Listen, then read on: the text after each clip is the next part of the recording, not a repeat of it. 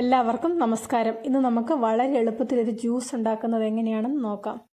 തണ്ണിമത്തൻ ഉപയോഗിച്ചിട്ടുള്ള ജ്യൂസാണ് ഉണ്ടാക്കുന്നത്. അതിന് വേണ്ടിയിട്ട് പാല് ഫ്രീസറിൽ വെച്ച് നന്നായിട്ടൊന്ന് തണുപ്പിച്ചെടുത്തിട്ടുണ്ട്.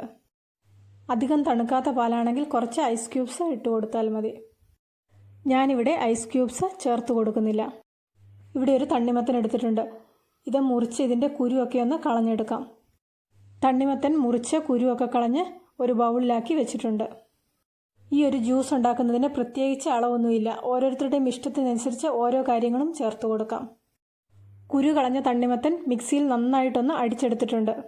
ഇനി ഇതിലേക്ക് നമ്മൾക്ക് എത്ര മധുരം വേണം അതിനനുസരിച്ച് പഞ്ചസാര ചേർത്ത് കൊടുക്കാം. ഞാനിവിടെ പൊടിച്ച പഞ്ചസാരയാണ് ചേർത്ത് കൊടുക്കുന്നത്. ഇവിടെ 4 ഗ്ലാസ് ജ്യൂസാണ് ഉണ്ടാക്കുന്നത്. 4 സ്പൂൺ പഞ്ചസാര ചേർത്ത് കൊടുത്തിട്ടുണ്ട്. ഇനി ഇതിലേക്ക് കുറച്ച് വാനില എസൻസും കൂടെ ചേർത്ത് കൊടുക്കാം. വാനില എസൻസ് ചേർക്കണമെന്ന് നിർബന്ധമൊന്നുമില്ല. ആവശ്യമില്ലാത്തവർക്ക് ഇത് ഒഴിവാക്കാം. അടുത്തതായിട്ട് ഇതിലേക്ക് ചേർക്കുന്നത് കുറച്ച് കണ്ടൻസ്ഡ് മിൽക്കാണ്. ഒരു 1/4 കപ്പ് കണ്ടൻസ്ഡ് മിൽക്ക് ഇതിലേക്ക് ചേർത്ത് കൊടുക്കാം. അടുത്തതായിട്ട് ഇതിലേക്ക് തണുപ്പിച്ച് വെച്ചിരിക്കുന്ന പാലും കൂടെ ചേർത്ത് കൊടുക്കാം.